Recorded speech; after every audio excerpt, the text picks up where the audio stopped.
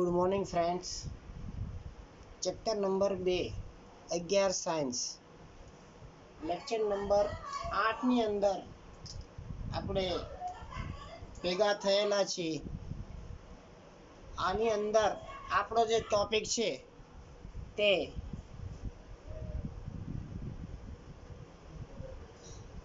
હાઇઝનબર્ગનો અનિશ્ચિતતાનો સિદ્ધાંત. હાઇઝનબર્ગનો અનિશ્ચિતતાનો સિદ્ધાંત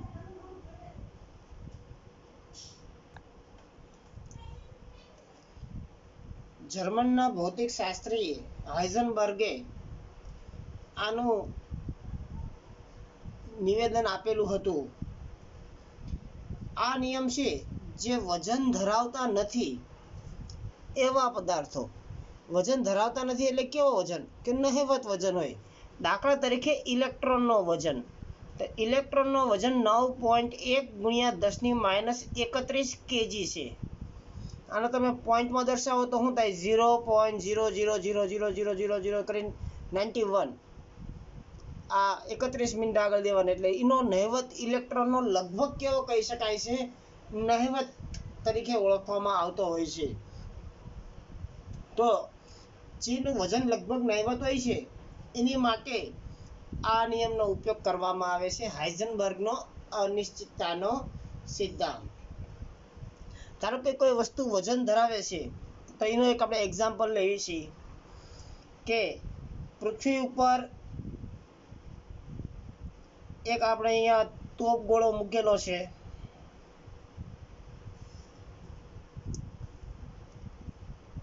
આપણે સ્ટેન્ડમાં ગોઠવી દીધેલો છે. જ્યારે આકાશમાંથી કોઈ વિમાન ઉડીને જઈ રહ્યું છે આ માર્ગની અંદર, તો અહીંયા ઊભેલો કોઈ વ્યક્તિ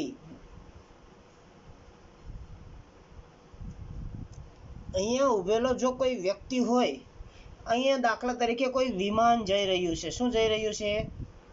વિમાન.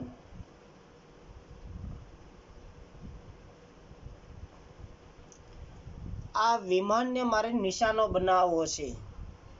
તો આ વિમાન છે એ વજન પણ ધરાવે છે અને ગતિમાં પણ છે, એટલે વેગમાં છે. તો ધારો કે આ વિમાન છે, અત્યારે મેં નિશાનો લીધો કે આ બિંદુએ પહોંચે, બરાબર. તો આ વિમાન જ્યારે અહીંયા આવશે એટલે અહીંયાથી આ સૈનિક છે એ તોપ ગોળો ફોડશે. તો આ વિમાન ગતિમાં છે, વેગમાનમાં આવેલો છે. એટલે જો આ વિમાન અહીંયા પહોંચ્યું ત્યારે જો અહીંયાથી તોપ ગોળો ફોડવામાં આવે તો અહીંયાથી અહીંયા સુધીનો સમય કાપશે, ત્યાં સુધીમાં વિમાન પણ અહીંયાથી આગળ વહી ગયો હશે અને નિશાનો લાગશે નહીં. તો અહીંયા ઉભેલો સૈનિક ગણતરી કેવી રીતે કરતો હોય છે? તો સૌથી પહેલાં આની ગતિ વિશેનો ખ્યાલ મેળવી લે કે આનો વેગમાન કેટલું છે. વેગમાન એટલે કે વેગ, વજન સાથેનો વેગ, કે આ વિમાનનું વજન કેટલું છે, આનો વેગમાં કેટલો ફેરફાર થાય છે, આ મૂલ્ય માપી લેશે. પછી એનું સ્થાન માપી લે. હવે જો આ વિમાનને અહીંયાથી તે અહીંયા સુધીનું અંતર કાપવા માટે આટલો સમય લાગે, કે દાખલા તરીકે 10 સેકન્ડ લાગશે આ વિમાન આ બિંદુએથી અહીંયા પહોંચતા, તો અહીંયાથી જે તોપગોળો છે એ અહીંયાથી ત્યાં સુધી પહોંચવા માટે કેટલો સમય લાગે છે? તો કે 12 સેકન્ડ લાગે છે. તો આ આખી ગણતરીને ધ્યાનમાં રાખી અને આ વિમાન જ્યારે અહીંયાથી 12 સેકન્ડ આગું હશે ત્યારે ત્યાંથી તોપગોળો ફેંકી દેવામાં આવ્યો હશે. કે શું કામ? કે આ વિમાન જ્યારે ગતિ કરીને આ સ્થાને પહોંચશે ત્યારે આ તોપગોળો પણ ત્યાં પહોંચી ગયો હશે. આવી રીતે જે નિયમ હતો એ દ્રવ-બોગલીનો સમીકરણને આધારે ગણતરી કરી અને એની આપણે સ્થાનની, કે અહીંયાથી અહીંયા સુધીનું સ્થાનમાં થતો ફેરફાર, એના વેગમાનમાં થતો ફેરફાર, એનું મૂલ્ય શોધી શકાય છે. પરંતુ ઇલેક્ટ્રોન છે એ વજન વગરનો કણ છે. એનું તમારે ચોક્કસ વેગમાન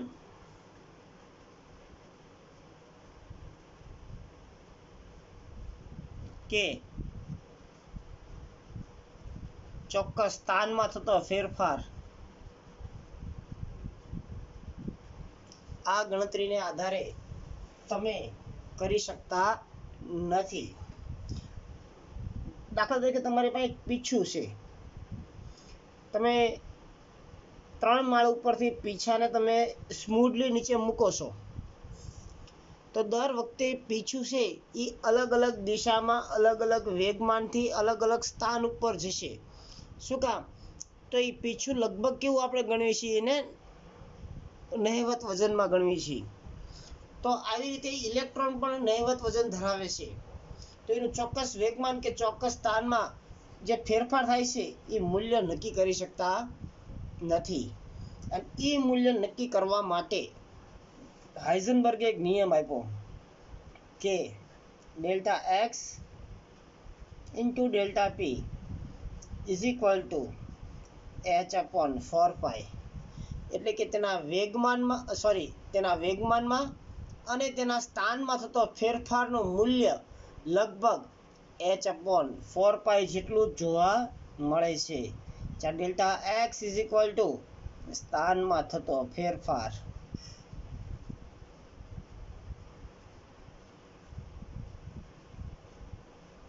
delta P is equal two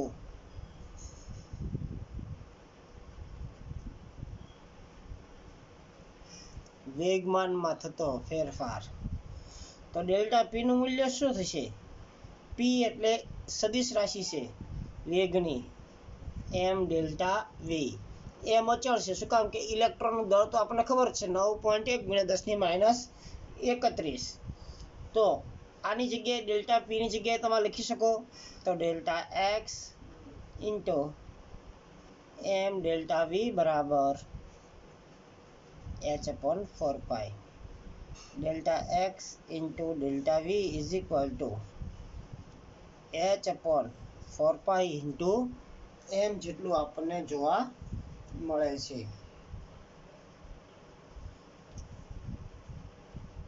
આ ઇલેક્ટ્રોનનું વેગમાં થતો ફેરફાર કે સ્થાનમાં થતો ફેરફાર આ મૂલ્યની મદદથી આપણે માપી શકીએ છીએ. આવી રીતના હાઇઝનબર્ગે આ જે ગણતરી કરી રીતે ઇલેક્ટ્રોન માટે ગણતરી કરવામાં આવી હતી. આવી રીતે ઇલેક્ટ્રોન જેવા તે કે જે વજન રહિતના કણો છે એની માટે પણ આ સમીકરણનો તમે ઉપયોગ કરી શકો છો કે જેનું વજન લગભગ કેવું હોય છે? નહિવત હોય છે. તો એના ઇલેક્ટ્રોનના સ્થાનમાં થતો ફેરફાર અને વેગમાં થતો ફેરફાર એ પણ તમે આની અંદરથી તમે ગણી શકો છો. હવે આપણે આ બધી જો કિંમત મૂકવામાં આવે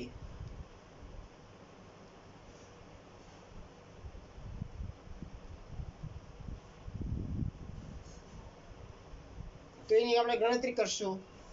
h ની કિંમત પણ આપણને ખ્યાલ જ છે, પાઈ ની કિંમત પણ ખ્યાલ છે અને m ની કિંમત પણ આપણને ખ્યાલ છે.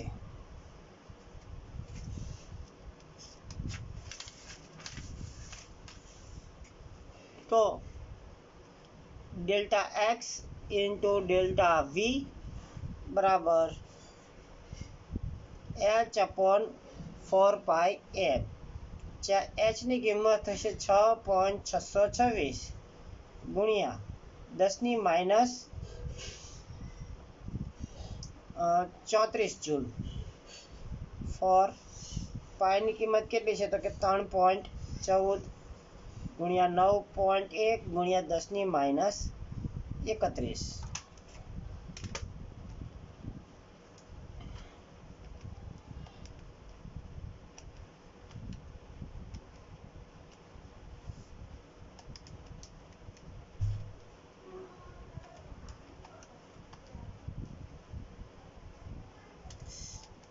એક મિનિટ. તો 6.626 ભાગ્યા 4 ભાગ્યા 3.14 ભાગ્યા 9.1. તો તમારો જવાબ કંઈક આ પ્રકારનો આવે છે 0.057 ઇન્ટુ 10⁻⁴. આ જે જવાબ આવ્યો છે એ ડેલ્ટા એક્સ ઇન્ટુ ડેલ્ટા વી બરાબર તમારો જવાબ થશે.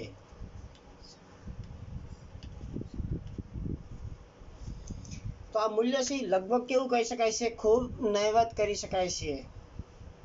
આ રીતે તમે એના સ્થાનમાં થતો ફેરફાર પણ આપણે શોધી શકીએ છીએ. હવે ધારો કે 1 મિલીગ્રામ પદાર્થ હોય. કેટલો પદાર્થ? 1 મિલીગ્રામ. તો 1 મિલીગ્રામના ગ્રામ કેટલા થાય? તો કે 10⁻6 કેજી થશે. તો આનું આ સમીકરણ ડેલ્ટા એક્સ ઇન્ટુ ડેલ્ટા વી બરાબર h/4π ઇન્ટુ એમ. એચની કિંમત 6.626 ગુણ્યા 10⁻34. 4 ની કિંમત 3.14 ગુણ્યા એમ આપ્યો છે 10⁻6. તો કેલ્ક્યુલેટરની મદદથી 6.626 ડિવાઇડ બાય 4 ડિવાઇડ બાય 3.14. તો જવાબ કાંઈક તમારો 0.5275 ગુણ્યા 10⁻28. આ -28 એટલે ખૂબ નાનો જવાબ છે. અને એની માટે પણ તમે ડેલ્ટા એક્સ અને ડેલ્ટા વીનું મૂલ્ય છે એ ખૂબ નાનું છે. એટલે આનું ચોકસાઈપૂર્વક તમે સાચા પરિણામની માહિતી પણ તમે આની મદદથી આપણે મેળવી શકો છો. આનું એક એક્ઝામ્પલ લઈને તમારી સામે સમજાવું એટલે તમને આરામથી ઇઝીલી આનો જવાબનો ખ્યાલ આવશે. તો એક એક્ઝામ્પલ આપણી સામે લેવી છે. કોયડા નંબર 2.15. આ કોયડા નંબર 2.15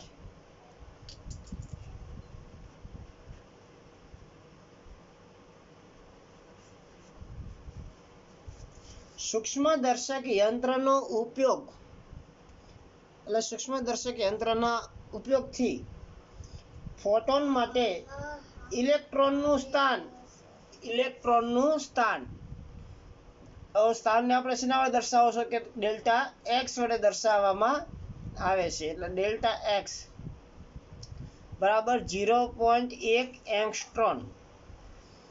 એંગસ્ટ્રોમનો સંબંધ આપણે અગાઉ જોઈ ગયા, છતાં તમને છેલ્લા પરિશિષ્ટમાં આપેલું જ છે કે 1 એંગસ્ટ્રોમ બરાબર કેટલા થાય? તો કે 10⁻10 થશે. તો આને આપણે મીટરમાં ફેરવી નાખીએ તો કે 10⁻10 મીટર.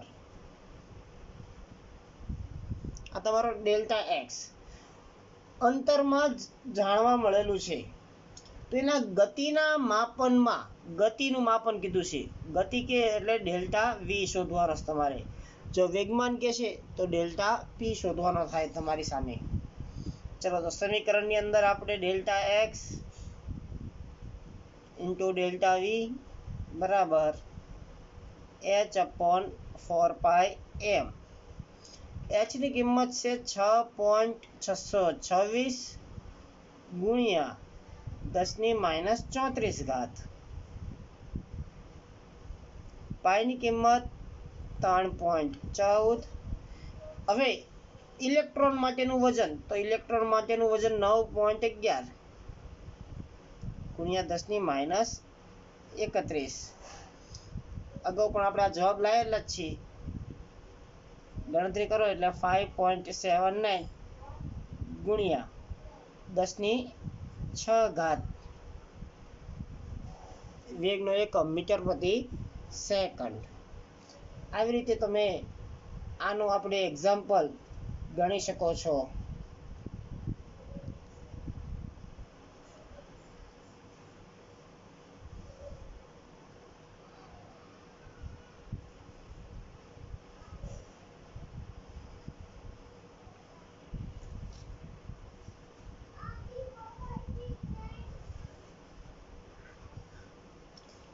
એક ગોલ્ફનો દડો છે જેનું વજન છે એ 40 ગ્રામ છે.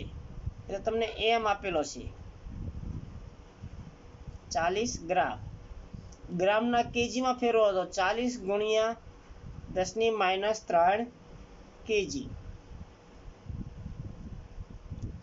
એક ગોલ્ફના દડાનું વજન 40 ગ્રામ છે. તેનો વેગ એટલે ડેલ્ટા વી 45 મીટર પર સેકન્ડ છે અને 2% અનિશ્ચિતતા આપી છે. કેટલા ટકા આપી છે?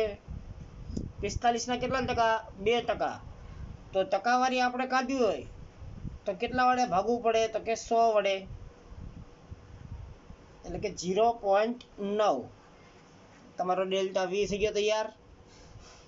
તો એના સ્થાનમાં અનિશ્ચિતતા શોધવાની છે, ડેલ્ટા એક્સ શોધવાનો છે. ચાલો, delta x into delta v is equal to h/4πm. આના સમીકરણમાંથી હું ડેલ્ટા એક્સને કરતા કરું તો એચ તો તમારી પાસે છે જ, તે ઉપર છે એનો એક તે 4 પણ છે, પાઈની કિંમત પણ છે.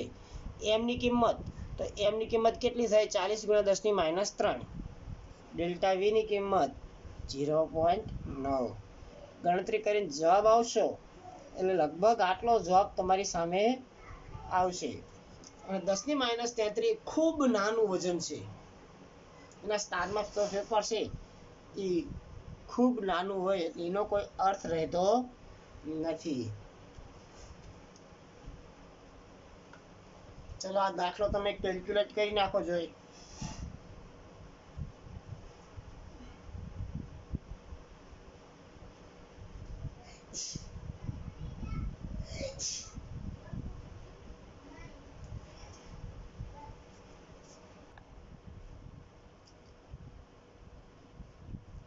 તો તમારે આનો જવાબ મળતા આવી ગયો છે. હવે પછીનો જે આપણો પ્રશ્ન છે, બોહરના નમૂનાની નિષ્ફળતાના કારણો. એકવાર રીડિંગ કરી નાખવાના આપણે કે કોઈ પણ વ્યક્તિ બોહરનો પરમાણુ નિષ્ફળતા નિવડાવવાને સમજાવી શકવા માટે કે જે ઇલેક્ટ્રોન બહાર ધરાવતો જે કણ છે એ કેન્દ્રની આજુબાજુ વર્તુળાકાર માર્ગમાં ભ્રમણ કરતો હોય છે. જેમ આપણને ખબર છે કે ઋણ વીજભાર ધરાવતો હોય તો એ કક્ષાની અંદર વર્તુળાકાર માર્ગમાં ગતિ કરતો હોય છે. એ નમૂનો આપણે સ્વીકાર્યો, પણ બોહર નમૂનામાં તરંગ પ્રકૃતિને કોઈ ગણતરીમાં લીધેલી નહોતી. બીજું કે નિશ્ચિત પથ ઉપર જે ગણતરી કરવામાં આવી છે ત્યાં ઇલેક્ટ્રોનના સ્થાન અને વેગ વિશે ચોકસાઈપૂર્વક એક જ સમયે જાણતા હોય એવું લાગતું હતું, જે હાઇઝનબર્ગના નિયમથી પણ આપણે સમજાવી શક્યા નહોતા. હાઇડ્રોજન પરમાણુ માટે બોહરે દ્વૈત સ્વભાવને પણ ધ્યાનમાં રાખ્યો નહોતો. આ થોડીક વિરોધાભાસને કારણે ક્વોન્ટમ યંત્રશાસ્ત્રનો ત્યાર પછી ઉપયોગ કરવામાં આવ્યો કે ન્યૂટનના ગતિના નિયમો છે એ યંત્રશાસ્ત્રને આધારે કે ગ્રહો છે ચોક્કસ વર્તુળાકાર માર્ગમાં ભ્રમણ કરતા હોય છે. આવી જ રીતના સૂક્ષ્મદર્શીય પદાર્થો જેવા કે ઇલેક્ટ્રોન, પરમાણુ, અણુ, એની માટે ન્યૂટનનો નિયમ લાગુ પડતો નહોતો. મેં તમને અગાઉ પણ એક એક્ઝામ્પલ આપ્યું કે આ એક્ઝામ્પલ જે ન્યૂટનનું હતું કે વજન ધરાવે છે. જ્યારે અપરમાણ્વીય જે કણો છે, પ્રોટોન, ન્યુટ્રોન, ઇલેક્ટ્રોન, પ્રોઝિટોન, મેસિટોન, એની માટે આ ક્વોન્ટમ યંત્રશાસ્ત્રને તમારે ધ્યાનમાં રાખવું પડે છે. કણ અને તરંગ બંને પ્રકારે એનું અવલોકન કરી શકાય છે. વર્નર, હાઇઝનબર્ગ અને ઇર્વિન શ્રોડિંજરે આ સમીકરણની રજૂઆત કરી હતી અને તે બદલ તેને નોબેલ પારિતોષિક ઇનામ પણ જાહેર કર્યું હતું.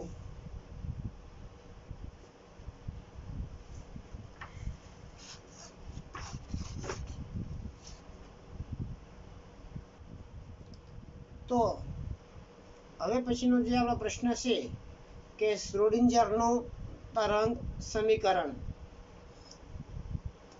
તો શ્રોડિંજરનું તરંગ સમીકરણ છે એ હાઇડ્રોજન પરમાણુ માટે આનો ઉપયોગ કરવામાં આવેલો. એને એવું કીધેલું કે ઇલેક્ટ્રોન જે ઉર્જા સ્તરમાં હોય એટલે કે જે કક્ષકમાં હોય એની હારે એક એને તરંગ વિધેય વાપરું, જે તરંગ વિધેયને સાઈ વડે દર્શાવવામાં આવે છે. એટલે કે સાઈની નિશાની આ પ્રકારે થઈ જાય છે. આપણે ત્રિશુળ જેવી નિશાની થશે કે જે ઇલેક્ટ્રોન જે ઉર્જા સ્તરમાં હતો એનું એક તરંગ વિધેયને મેળવું, અને એ જે ક્વોન્ટીકૃત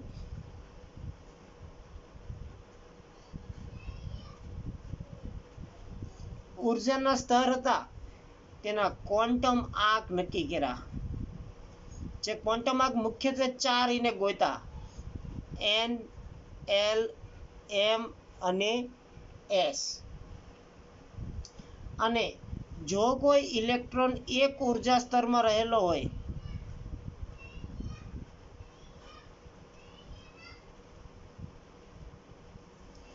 તો એ ઉર્જા સ્તરના રહેલા ઇલેક્ટ્રોન વિશેની સંપૂર્ણ માહિતી ત્યાંથી આપણને મળતી હતી. આ તરંગ વિધેય સાઈ છે એ ફક્ત એક ગાણિતિકીય વિધેય છે, ફક્ત એક ગાણિતિક વિધેય છે. એનો કોઈ ભૌતિક અર્થ છે નહીં. આનો આધાર છે એ 3 યામ XYZ અક્ષ ઉપર સાઈનો એક આધાર રાખે છે. આ એક ઇલેક્ટ્રોન પદ્ધતિ છે. જે શ્રોડિંજરનું તરંગ સમીકરણ છે એ એક પ્રકારની ઇલેક્ટ્રોન પદ્ધતિ તરીકે ઓળખવામાં આવે છે. આ હાઇડ્રોજન જેવા જ જે ઇલેક્ટ્રોન ધરાવે છે એવા એક્ઝામ્પલ He+, Li+2 વગેરે જે પરમાણ્વીય કક્ષકો છે એ લગભગ બધાની કેવી હોય છે? સમાન હોય છે. આને એક ઇલેક્ટ્રોન પદ્ધતિ તરીકે ઓળખવામાં આવે છે. એક ઇલેક્ટ્રોન પદ્ધતિનો મતલબ એવો થઈ ગયો કે આ બધાની પરમાણ્વીય કક્ષકો સમાન હોય. એ પદ્ધતિને આપણે એક ઇલેક્ટ્રોન પદ્ધતિ તરીકે ઓળખવામાં આવે છે. બીજું એક આપણે તરંગ વિધેય ધાર્યું છે માનાંકમાં સાઈનો સ્ક્વેર. આનો મતલબ એવો થાય કે ત્યાં ઇલેક્ટ્રોન મળવાની સંભાવના વધુ છે. ઇલેક્ટ્રોન મળવાની સંભાવના વધુ દર્શાવે છે. પરમાણુના કોઈ પણ બિંદુએ જ્યાં ઇલેક્ટ્રોન મળવાની સંભાવના હોય ત્યાંના સમપ્રમાણમાં થશે. અને આનો બધો આધાર છે એ મુખ્ય ક્વોન્ટમ આંક ઉપર આધાર રહેલ છે. આ શ્રોડિંજરનું તરંગ સમીકરણ. નેક્સ્ટ લેક્ચરની અંદર આપણે આ બધા ક્વોન્ટમ આંક મેં લખ્યા છે. N, L, M, S મુખ્ય ક્વોન્ટમ આંક, આ ક્વોન્ટીકૃત ઉર્જાના સ્તર, એના વિશે આપણે નેક્સ્ટ લેક્ચરની અંદર આપણે આગળ ભણીશું. આજના હોમવર્કની અંદર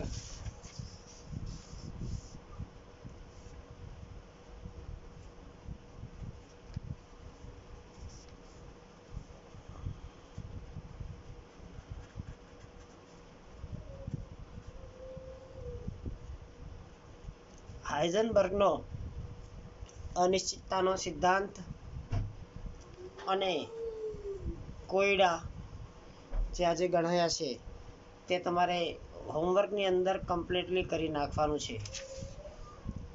થેન્ક યુ.